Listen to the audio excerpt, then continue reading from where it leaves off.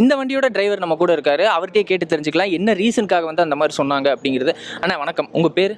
என் பேர் வந்து ஜோசப்.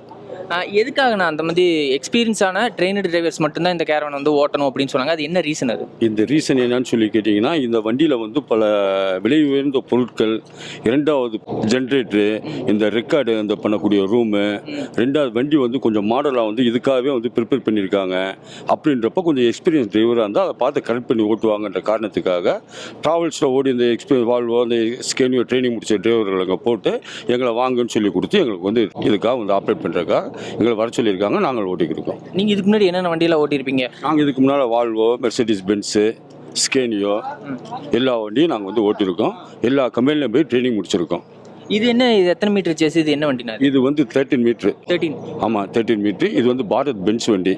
இது வந்து இதுக்காகவே பிரச்சாரத்தை இதுக்காகவே வந்து வடிவமைக்கப்பட்ட வண்டி.